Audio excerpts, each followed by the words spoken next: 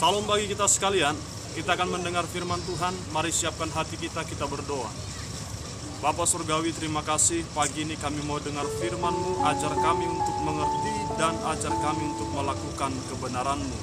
Di dalam nama Yesus kami berdoa, amin. Saudara yang dikasihi Tuhan, firman Tuhan bagi kita pagi hari ini tertulis dalam Lukas pasal 5 ayat 4. Setelah selesai berbicara, ia berkata kepada Simon, "Bertolaklah ke tempat yang dalam dan tebarkanlah jalamu untuk menangkap ikan." Saudara, kalimat ini merupakan pernyataan Yesus kepada Simon, sang ahli menangkap ikan. Kepada Simon, seorang profesional, seorang yang punya pekerjaan sebagai seorang nelayan, yang kala itu sepanjang malam menjala ikan namun tidak mendapatkan apa-apa.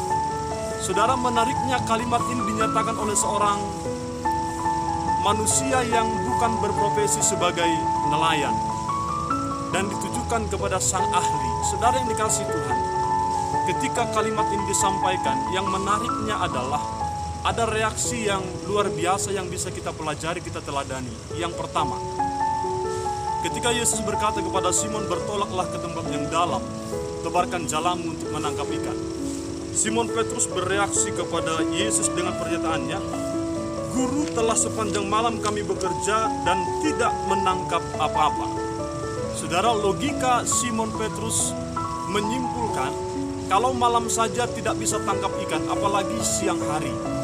Kalau malam saja tidak bisa dapat apa-apa, apalagi di siang hari.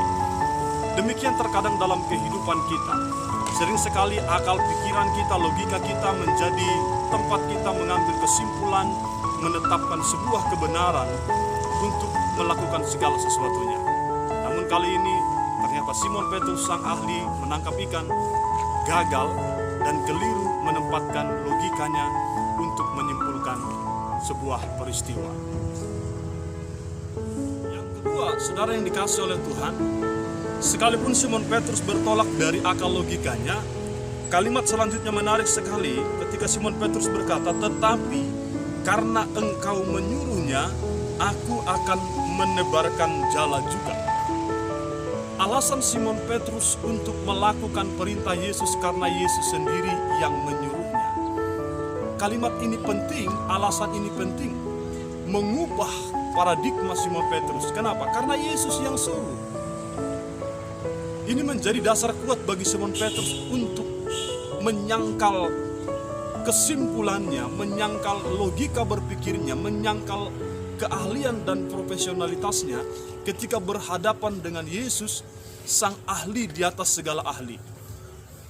Ketika berhadapan dengan Yesus yang tahu segala-galanya, yang berkuasa atas segala-galanya.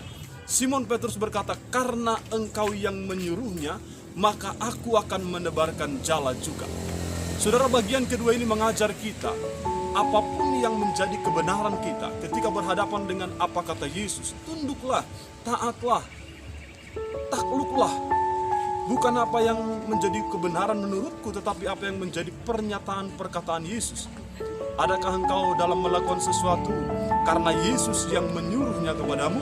Adakah alasan itu dalam hidupmu ketika memutuskan sesuatu karena itu kehendak Yesus, itu pernyataan Yesus? Yang ketiga, saudara, setelah mereka melakukannya pada ayat yang ke-6, mereka menangkap sejumlah besar ikan sehingga jala mereka mulai koyak. Saudara, keajaiban itu terjadi, mujizat itu terjadi ketika kita melakukan apa yang Yesus katakan. Ketika kita mengerjakan apa yang menjadi bagian firman Tuhan. Mujizat keajaiban itu akan terjadi ketika kita tunduk taat, lakukan perkataan Yesus. Seandainya Simon Petrus memilih untuk hanya memikirkan, maka keajaiban mujizat itu tidak akan terjadi. Tapi ketika Simon Petrus memilih untuk taat dan melakukan karena Yesus yang mengatakan, maka mereka menangkap sejumlah besar ikan. Dan menariknya, peristiwa ini mengubahkan kehidupan Simon Petrus. Peristiwa ini mengubahkan jalan hidupnya. Maka ayat 10 berkata, ayat 8, Simon Petrus berkata, "Tuhan, pergilah daripadaku karena aku ini seorang berdosa." Peristiwa itu menyadarkan Simon betapa berdosanya dia di hadapan Allah, betapa bobroknya kehidupannya.